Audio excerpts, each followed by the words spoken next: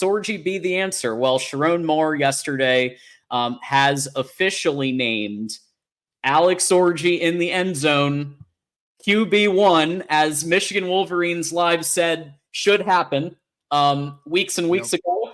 Now it sounds like they've seen the light, and Alex Orji has been named QB1 against USC.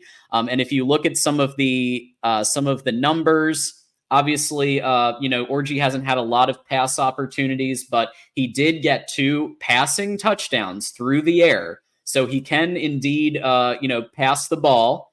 He also does have 58 rush yards. Guess what? Warren has the same amount of touchdowns, but accompanying those 2 touchdowns is a whopping 6 interceptions. So it was time. TJ, your initial thoughts on when you heard the news, and I guess like my thought, and I talked to Maze Madman about this. Like my thought immediately started going to, okay, how does the team? I know it's a week, but how can the team throw in some wrinkles on the offense that they have, right? Mostly out of the shotgun, Kirk Campbell offense, but kind of with Sharon Moore's influence. I mean, your thoughts on just like what some of the things are that they could call that are already kind of in their wheelhouse that aren't going to be a huge deviation, like that could help Alex Orji be successful in this game. Yeah, the key has to be schematically building the playbook around Orji's strengths. They cannot run the same playbook as Davis Warren. So I'm looking for some RPOs. I'm looking for some play action. I'm looking for rollouts probably to the right. I haven't seen Alex Orji go to the left yet, so we got to see there. But that, and then, keeping defenses honest with the occasional deep shot, right? I need at least a diversion. I need at least a Samaj Morgan running a go route, just to keep a defense honest here and there. And then the occasional shot down the field. I don't think we need to go too far from, Orji's strengths here. I think if we can stay consistent with short to intermediate passes, that'll be enough. I mean, our running game should offer enough protection of Orji to make defenses bite on play action, to where he should be able to get the lanes he needs to complete passes. And we have seen Orji complete short to intermediate passes. This is not something he's incapable of doing. He's very capable of doing. It just comes down to consistency and confidence. And I believe over time, he can develop consistency and confidence. And I think we saw in the spring game against our defense, he had consistency, right? So just a little bit more time on task. I'm excited to see it.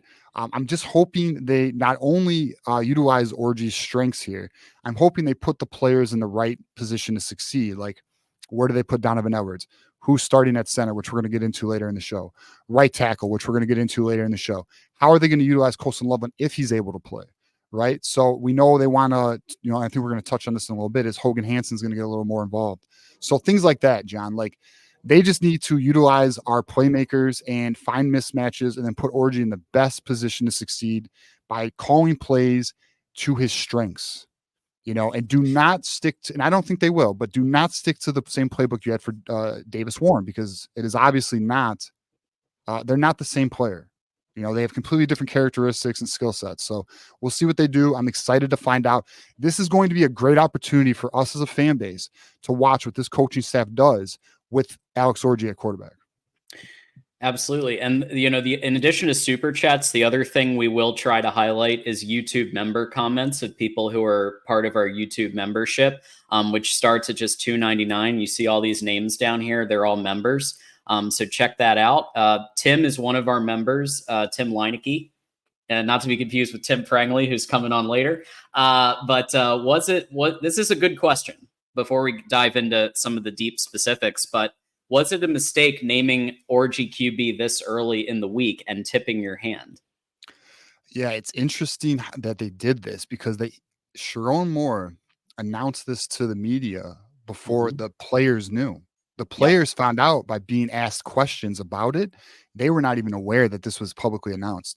So it is interesting that they decided not to wait until game day to make the announcement. I kind of feel like me personally, I would have waited till Saturday and just tell your team behind closed doors, right? That's how I would have handled it.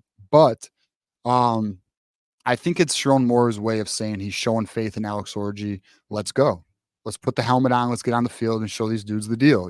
So like I think we can look at it as a sign of confidence from Sharon Moore. Now we'll see if it pays off though. Right. So that's where we are with it. But like, personally though, I would have waited. I don't see the value in publicly. I mean, outside of showing trust and faith in your quarterback, which I think might be the play here. It might be I Sharon's agree. way. It might be Sharon's way of telling Alex Orji inadvertently that you're our guy and let's go. Like this week of practice, let's crush it. Let's go. It's our time now. So Yeah, and a couple kind of like layerings of how to help Alex Orji be successful. One key question is on Colston Loveland, who is in my opinion, the obvious passing opportunity for Orji if he's available because of his ability to you have a little crosser, you have a little out route, little like just route to the corner with Loveland, and that can help get an offense going, even though it's not going to be a huge flashy play. Sharon Moore on Colston Loveland, he did indicate the injury that Colston had suffered. It apparently didn't seem as severe as they originally thought. So he basically said, we'll see. And that there's speculation that Hogan Hansen, who caught one of Alex Orji's passing touchdowns, may actually get an expanded role. I mean, so what would you say to that? Because it seems like they already have a bit of a package with Hogan Hansen. At least you've seen it, right, already. I don't know if you've heard anything, but just like what are kind of your thoughts on bringing that other tight end into the mix when you have Bredesen blocking, then you have Hogan Hansen being introduced? yeah, I mean, he fills more of that inline tight end role where he would handle it would allow Marlon Klein to be split out wide.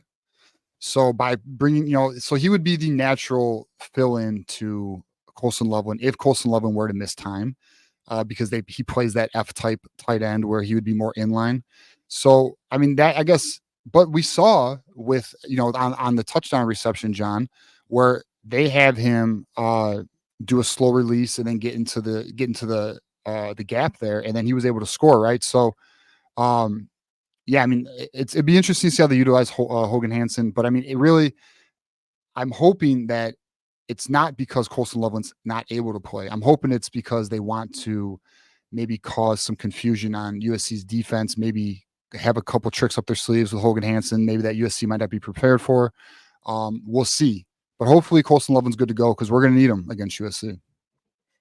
Absolutely. I am asking the community right now via the poll, do you think it was a mistake to announce or not? So we'll see, because there's some Good debate question. going on there. So we'll see what the community has to say. But the other thing in terms of setting Alex Orji up for success is O-line play, and to be able to have that separation in the gaps needed to have the running ability of whoever they have under center. Although obviously we kind of all know who we want. Mullings in that backfield role as the between the tackles guy, but like I did see a little bit of A gap, like more A gap separation in the Arkansas State game, but I also have to factor in it was Arkansas State, and the talent is not going to be the level of USC. So with that said, we have this center battle, which is kind of a big part of creating the separation needed to create the runs. And so Crippen, who we all thought was going to start until the last minute, on all of our predictions until the very end, we said Crippen was going to start. That's what it seemed like. And then Judice kind of came in there and competed. And Sharon Moore actually, even though the eye test kind of said one thing, Sharon Moore said, well, Judice actually got graded higher in the Arkansas State game than Crippen. And TJ, I know you had some thoughts on that. Yeah, I don't get it. Like, look, I know these are the coaches. They know more than I do. I know. I understand. They probably do. But the eye test is telling me, hell no, bro. Because we all watched that game. Many of us watched that game. And in my opinion, when Crippen was out there, the offensive line played better as a unit. There was far more push. There was better gaps. Crippen, in my opinion, looked like the superior player over Judice. So I don't know what the coaches are necessarily seeing there. When I don't know what their grading scale is showing. But to me, someone who's watched the game twice, when I've specifically focused on the center position, I see a better player in Crippen. I see a player who's more ready to take that role. Not that Judice can't eventually be that guy, but we all know, look, Judice just made this transition this year, right? He's a former defensive lineman. He just made the transition to offensive line. In my opinion, Crippen should be your starting center. So I don't know. This is another one of those situations where I think we look at it as this isn't that difficult of a decision, just like Khalil Moen should be RB1. But the coaching staff appears to look at it differently. And this is where I lose a bit of, I start to question. I'll just say that. I start to question their decision making because I don't quite get it. It doesn't, because it's not translating to the field. It's one thing if they're making these statements and we're seeing the results translate to the field, but we're not. So like, I'm just like, all right, what are we looking at here? Like, what is this? Like, what are you seeing? Like, I mean, I know you're seeing more. You know far more about offensive line play than I do, Sharon. But like, the player looks better. The production looks better when Crippen's on the field. We saw this. Like, we saw this. The team played better with Crippen. Like, I don't get There's it. just more of a push, and there is something about like grading system versus eye test. And it's hard because this is the one area that I trust Sharon more than I do any other area, right? So it's kind of like you got to kind of, we'll see what happens. But I think a lot of us are hoping Crippen gets at least the majority of or all of the starting reps. So yeah, because when I watch Judice play, I see an offensive line that doesn't get the same push. I see lanes not getting created. I also see sometimes Judice get pushed back a little bit. Like, I don't get it. Crippen, when I watch Crippen, I see him get pushed almost all the time. So it's weird. Yeah. Maybe Judice is better at identifying the defense and making reads and calls. I don't know. I mean, I don't know. There's got to be more to it than we're seeing. Absolutely. Well, let's see. I mean, I think a lot of our hopes were answered by Sharon Moore by putting Alex Orji as the starting quarterback. There was some question about Jack Tuttle, but apparently he is still working through something. He is still not fully there yet, and so this was kind of it because they're not playing Jaden Davis, so it's kind of. It either was we're going to go back to Davis Warren again, which we saw the results of that, and maybe lose the locker room if they did that, or they go with Alex Orji, who has at least not turned the ball over 6 times and has a running threat. Yeah, but please slide. I need him to slide a little bit. Don't just go shoulder first into these defenders. Come on, bro. Like, we need you to last the whole year if this is going to be our QB1, Absolutely. Quick reminders, everybody. Please consider joining the Voice of College Football Michigan YouTube membership, starting at just $2.99. Everybody who is below here, and pretty much every comment we're highlighting is a YouTube member comment. We have monthly get-togethers. We just had a special stream last Wednesday that we did like almost 2 hours. It was a great time. We were just shooting the shit. We were talking ball. It was awesome. We had Bull on, we had Keith on. It was a good time. And so we do stuff like that, and we're going to keep doing stuff like that for our members. So it starts at just $2.99, or a generous soul can gift memberships, as already happened today, and help people get some memberships. So any of that's possible, and we do appreciate